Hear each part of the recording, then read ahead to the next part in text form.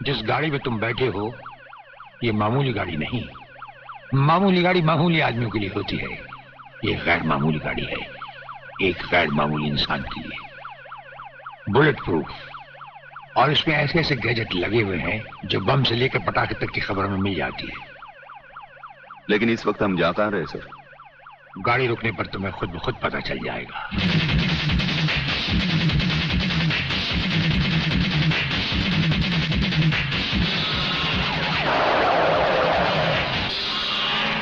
वागले, यहां हमारा घर है।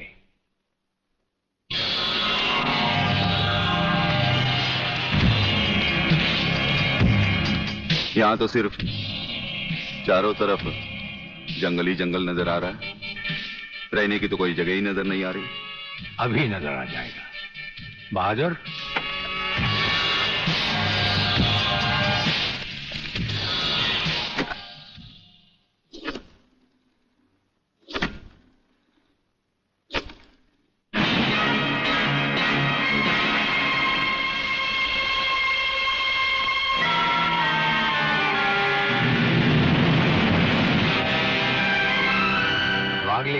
ये ऐसा बंकर है जिसका अता पता सिर्फ हमें या एक हमारे खास आदमी खबरीलाल को है, और आज से तुम्हें होगा।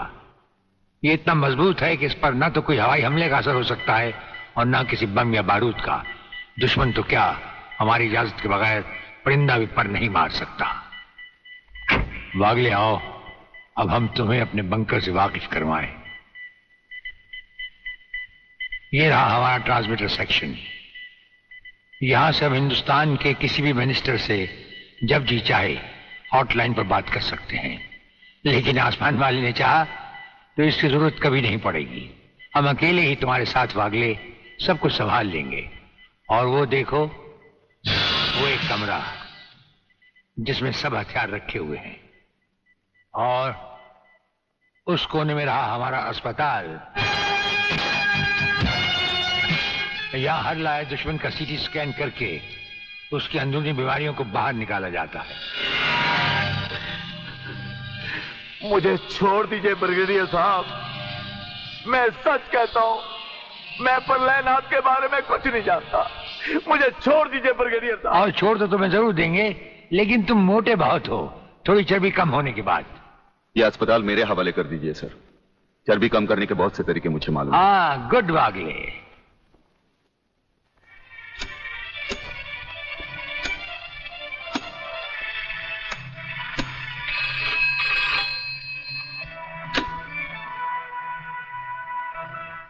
नमस्कार सर, मैं खबरीलाल बोल रहा हूँ। ओ खबरीलाल, आज के मुख्य समाचार ये हैं कि प्रलयनाथ गुंडा स्वामी ने खतरनाक किलर बब्बन खूनी को आपको खत्म करने के लिए एक बहुत बड़ी सुपारी दी है। हमारे नाम की सुपारी खाने वाले को जिंदगी भर दांत चबाने पड़ेंगे। ये हमारे नाम की सुपारी खाने वाले चमगादड़ के खाने पीने का ढाबा कहाँ है खबरीलाल? शहर से 40 मील दूर काली पहाड़ी के पीछे उसका एक अपना बहुत बड़ा मैंगो फार्म है। आज के समाचार समाप्त हुए।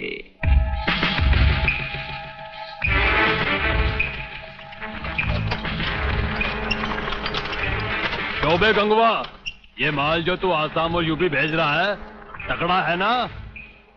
तगड़ा क्या सरकार, ये नंबर 1 फसल है, नंबर 1। अरे 25 मीटर दूरी पर जाती हुई गाड़ी को ये ऐसे उड़ाता है।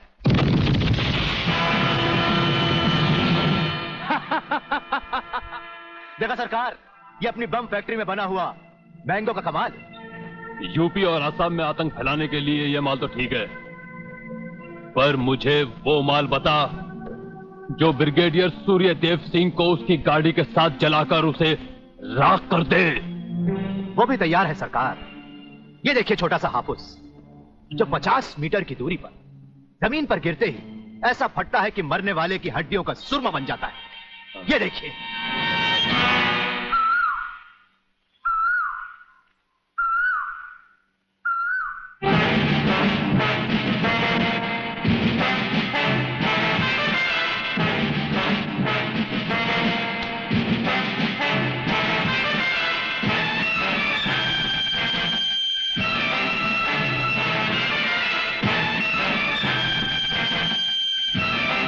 कौन हो तुम? लगता है बब्बन मियां ने कल रात अपनी आंखों में सुरमा नहीं लगाया, जरा कम दिखाई देता है। ब्रिगेडियर सूर्यदेव सिंह? हाँ, ब्रिगेडियर सूर्यदेव सिंह। बब्बन मियां, हमें तो उसी के हाथों से मरना है जिसने हमें इस दुनिया में पैदा किया। तुम सब अपने आप को हमारे हवाले कर दो, वरना तुम्हारा बनाया हुआ आमों का बागीचा तुम सबका अपने हाथों से बनाया हुआ कब्रिस्तान बन जाएगा। तो आओ आगे और पकड़ लो मुझे, मगर इतना याद रखना कि जहां तुम खड़े हो उस पेड़ से लेकर मैंने अपने चारों तरफ माइंस बिछा रखी हैं। अगर इसके अंदर तुमने पैर रखने की भी कोशिश की तो तुम्हारे चीचड़े उड़ जाएंगे। यकीन नहीं आता तो ये देखो।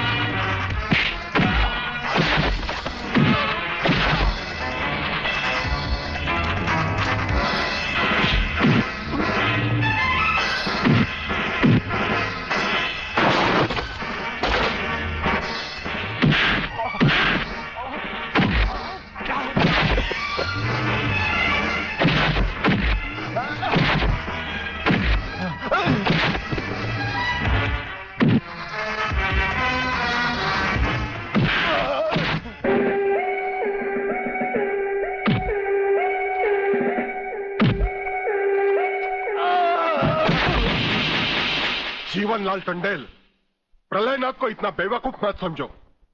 सारे शहर के पुलिस स्टेशन से पता लगाकर ही तुम्हें फोन किया है। अगर होम मिनिस्टर होते हुए तुम्हें यह पता नहीं है तो मुझे कल तुम्हारा रेजिग्नेशन चाहिए, समझे? अरे मैं जानते हो बब्बन और उसके साथियों ने जबान खोल दी तो सूर्यदेव सिंह हमारे लिए नर्क के दरवाजे खोल देगा। जल्दी से पता लगाओ और उन सबको छुड़वाओ। Yes, DCP Pathania speaking. अरे इंग्लिश को मारो गोली और हिंदी में समझो। मैं जीवनलाल बोल रहा हूं, जीवनलाल टंडेल। ओ सर, आप कहिए, क्या हुक्म है सर? मुझे सिर्फ 1 घंटे में यह बताओ कि सूर्यदेव सिंह ने जिन जिन को गिरफ्तार किया है वो सब कहां हैं, और मुझे 4 घंटे के अंदर अंदर उन सब की जमानत चाहिए, समझे? मगर सर, सूर्यदेव सिंह के बारे में जितनी जानकारी आपको है उतनी ही हमारे डिपार्टमेंट को, और हम उसे ज्यादा कुछ पूछ भी नहीं सकते क्योंकि यही हाई कमांड का ऑर्डर है। वो रहता कहां है? वो भी नहीं मालूम। ये भी नहीं मालूम तो फिर ये बताओ कि वो मिलता कहां है? मैं उससे आज ही मिलना चाहता हूं।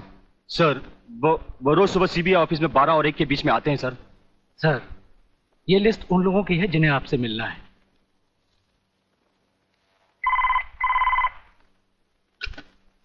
सर, मंत्री जी आपसे मिलना चाहते हैं। टंडेल का नाम है क्या इसमें? जी नहीं सर।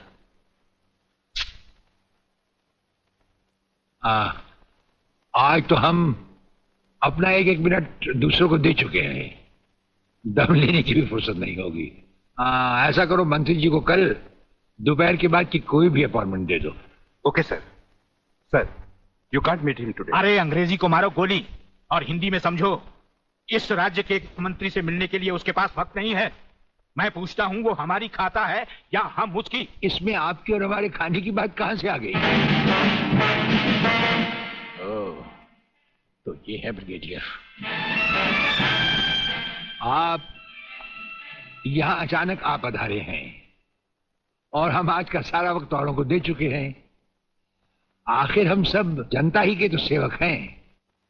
कुर्सी मिलने पर ये समझ लेना कि सारी सरकार आप ही की है, इसे हम कैसे मान लें? आप मुझे ये न समझाएं कि सरकार किसकी है। आप सिर्फ इतना समझिए कि आप एक सरकारी नौकर हैं और आपके सामने खड़ा हुआ ये इंसान इस राज्य का मंत्री है। खादी के कपड़े पहनने से और टोपी लगा लेने से कोई महात्मा गांधी नहीं बन जाता। और सुनिए, हमें नेताओं की भाषा ना तो पहले समझ आई थी और ना कभी आएगी। भाषा छोड़ो ब्रिगेडियर, मैं जो आपसे कहना। आपने जो कुछ भी कहना है कल कह लीजिएगा, आपकी अपॉइंटमेंट नोट करवा दी गई है। और एक बात ये भी याद रखिए कि हमसे बगैर अपॉइंटमेंट के कोई नहीं मिल सकता। और जहां तक हमारा ताल्लुक है, हम किसी से भी किसी वक्त भी कहीं भी मिल सकते हैं, हमारा जब दिल चाहे। शायद आपने वो लेटर नहीं पढ़ा जो सेंट्रल गवर्नमेंट ने आपको भेजा है। उसमें खासुल खास ऑर्डर है कि हमारे किसी भी काम में कोई भी दखल अंदाजी नहीं कर सकता। नमस्कार। नमस्कार।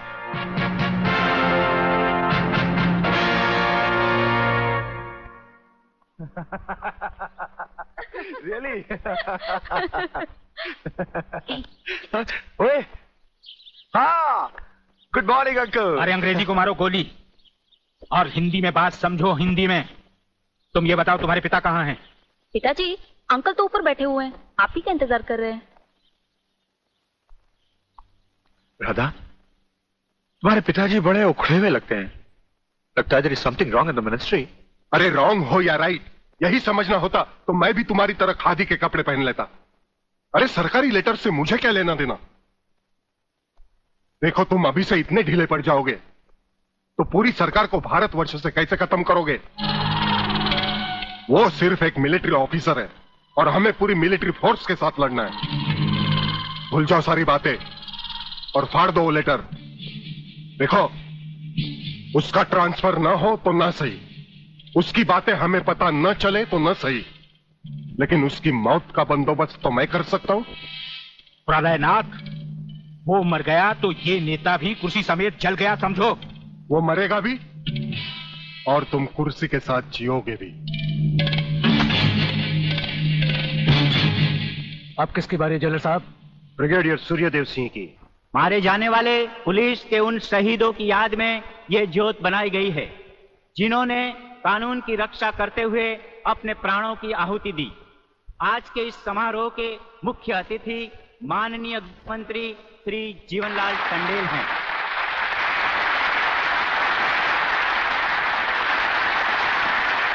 और इस ज्योत का उद्घाटन एक महान योद्धा, परमवीर चक्र विजेता ब्रिगेडियर सूर्यदेव सिंह के हाथों से होगा।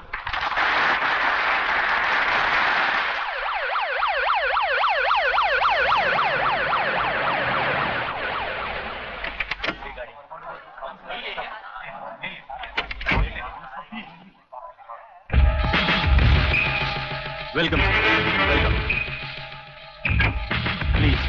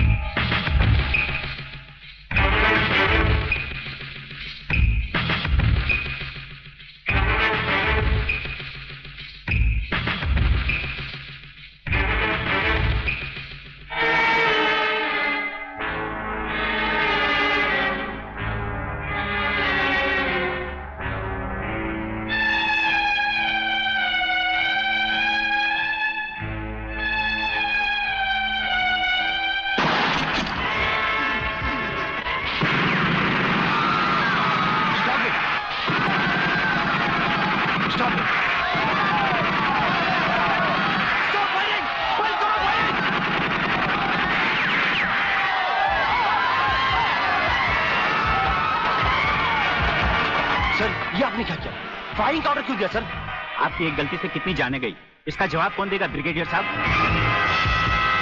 मिस्टर तिवारी, इसका जवाब अब ब्रिगेडियर को ही देना होगा, और वो भी अदालत में।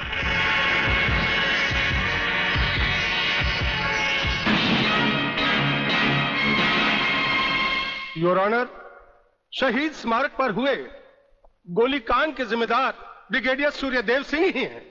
इन्हीं के कहने पर गोली चलाई गई जिसमें कई बेगुनाह लोग मारे गए। अब मैं अदालत के सामने कुछ ऐसे गवाह पेश करूंगा जो इस हादसे को साबित कर देंगे। सबसे पहले मेरे गवाह हैं municipal counsellor mister M.K. Tiwari.